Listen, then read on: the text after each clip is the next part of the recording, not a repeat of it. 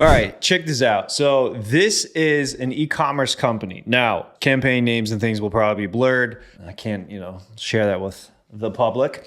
With that said, this account, if we look at, so let me go through, I'll go through March. And this is not a seasonal business there's no seasons, there's no holidays. It's like in the industrial space. So there's none of that, right? But if we go to monthly, they've been averaging about, $50K a month, okay? And they've been stuck. They've been plateaued. And they're like, hey, every time we try increasing, because they're basically just running Performance Max campaigns, they're like, every time we try increasing our spend on Performance Max, ROAS just drops, right? We don't see an increase in revenue, and we've tried kind of stair-stepping cost up, and we're still having issues scaling. There is the feeder strategy by a guy named John Moran. If you're a Google Ads nerd, you probably have heard of John Moran. If you are not a Google Ads nerd, pat yourself on the back for being normal. Congratulations. Congratulations to you. But there's a guy out there, he's a wizard with some of this stuff. I think he might run his own agency now or whatnot. But anyways, he had something he came out with, this feeder strategy.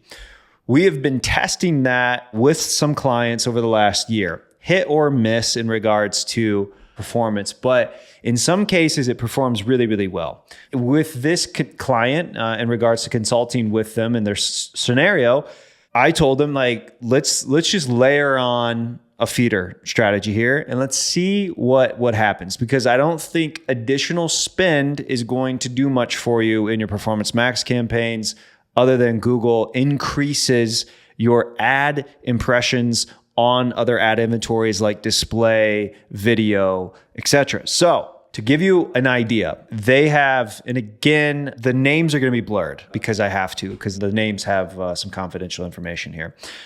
Here, though, this first campaign, which will absolutely be blurred, this is a Performance Max campaign that is for a specific brand, one of their top selling brands, and they run it somewhat uniquely, although not really, because the bids are very similar to this PMax campaign, which is actually, I can show you the name of this. It just says PMax Others. This is just their other brands. Again, they predominantly live off of, basically, at least on Google Ads sales, off of their one particular brand, which is, I have to have blurred out. So the others are supplementary in regards to revenue for them. They still do some decent revenue from it, but not massive. Then this shopping campaign is labeled feeder. It's called feeder now. It was not called that before. They were trying to run a shopping campaign for some of their other little smaller brands. Didn't quite do much for them in regards to like a return. So you can see like conversion value through January through March, 162,000 at a 6X. This thing did only like a 3X at 2K in revenue. So not a whole lot of spend happened here. Okay, so, and again, I'm showing you like conversion value by time, and then let's do ROAS by time here. They were averaging like 6 to 5X at 50K a month in revenue for this year. Well, in April, we put on the feeder strategy, all right? And what is the feeder strategy? What we did is we took the shopping campaign. We put in all of their products. We literally layered, like, it's just in all products. So if I hop into our feeder, it's called Catch-All. And I'm going to have all this blurred out, but it's basically all their products, and it's split by brands. And again, they have basically, let's see what the split is here. Yeah, they essentially have like 10 brands, okay, that their business operates from. And again, one of them does most of the revenue. This is just all their brands split for, the organizational purposes of seeing the metric split between those brands. But this is a catch-all, right? This is all their products lumped into one standard shopping campaign. Then what did we do? Here's their main PMax campaign. This thing's set to a 500% TROAS. Their shopping campaign is set to a 400, okay? So we want a little more aggressive on the shopping campaign. What's the idea of the feeder strategy? The idea of the feeder strategy is Performance Max, especially, let's say you've been running it for a while and you've plateaued it. Performance Max just does like a really good job of wanting to rabbit hole on warm traffic. Warm traffic could be traffic that's been on your site. They've showed engagement, right? They've visited two 2 pages, they've hit the shopping cart, they've spent 3 minutes on it, whatever. They know the signals that, hey, this visitor has the intent to purchase from us based off of all the other conversion data that we have on the conversion data of the account, right? So PMAX is like a really good job of trying to like wait for warm audience traffic to come back. When you use third-party attribution tools, sometimes you can actually literally see this customer journey, especially using a tool like Wicked Reports, which maybe I'll do further trainings on or a video on in regards to Wicked Reports. But Performance Max does a good job of trying to wait for warmed up traffic and sometimes will not go after a lot of cold. Then when you've plateaued and you're like trying to grow it further, a lot of times it just wants to then spend the money on display or video. And it's anyone who's run Google ads for a long period of time, especially Performance Max campaigns, they all know that's an issue. What the feeder strategy does with shopping is it sends just shopping traffic, more shopping traffic, because you're being more aggressive to the website. And in most cases, the Performance Max campaigns grow. Why? Because it's basically going and remarketing to that traffic that you fed it from that shopping campaign. Hopefully that makes sense. Let me show you the results of this. We started this on the 22nd. And just to prove that real quick, I will show you the uptick in clicks, right? So you can see like this thing didn't do a whole lot of clicks before and bam, look at the growth there, right? So we really fed into it. And we did that because we have a more aggressive bid strategy on our feeder shopping campaign than Performance Max. By definition today, if you have the same product that lives in a Performance Max campaign and a standard shopping campaign, by definition, Google will yield to the product with the highest ad rank. That's the campaign that will get that ad impression. Well, ad rank on a product ad literally is nothing more than bid, right? It's not a search campaign with keywords and ad copy and everything else.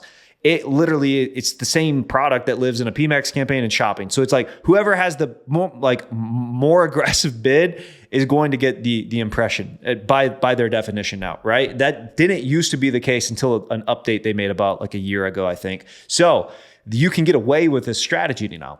So by us going more aggressive on our bids in the feeder campaign, we're now kind of signaling to Google to send a lot of that shopping traffic into the standard shopping now, right? Okay, so I did that. And again, this is an all products thing. I didn't even do a product split yet. That will come further in this client's journey.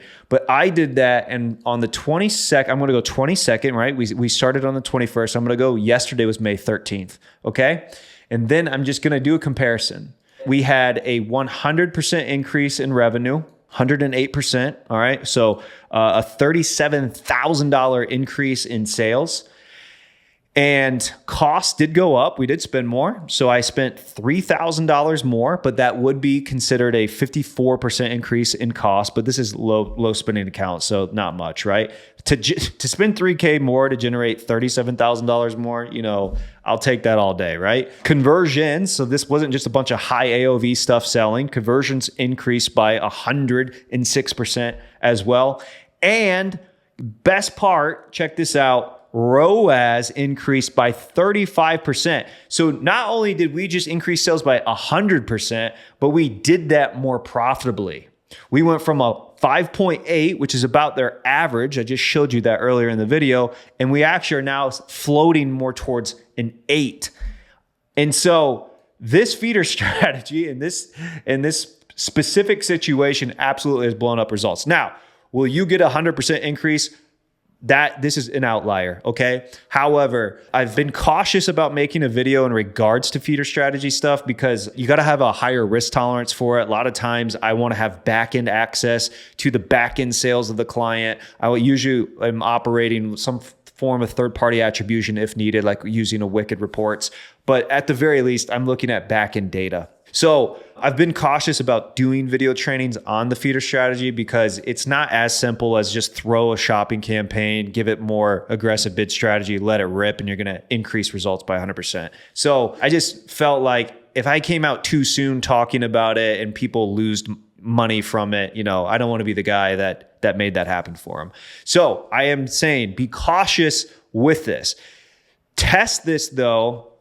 If you are in a case where your e-commerce, your Performance Max campaigns have plateaued and you've tried stair-stepping budget up and adjusting bid strategies and doing everything to continue to scale and you just can't quite do it. Every time you do it, your ROAS dips and you're not seeing additional conversions or sales increases from anything you've tried, then try this feeder strategy. Try literally an all product shopping campaign, give it a little more aggressive bid strategy. So if you have a 500% ROAS on your PMAX campaign, notch it down to 400%. You don't even have to go stupid aggressive, right? Just give it a shot, give it a few weeks, see what happens. We have been testing this. Again, some results haven't been as great, but we've been testing this with great performance for many of our accounts. Now, it goes further than this. The reason I did the video on this is a very simple one because this is a very simple account. It can get more complex and layered and different campaign structures with these feeder strategies on different product types, brands, yada, yada. But this is the simplest form of a case study that I have on it. And that's why I wanted to do a video on it. So if you're stuck, try the feeder strategy. Let me know if it works for you. I'll see you on the next video.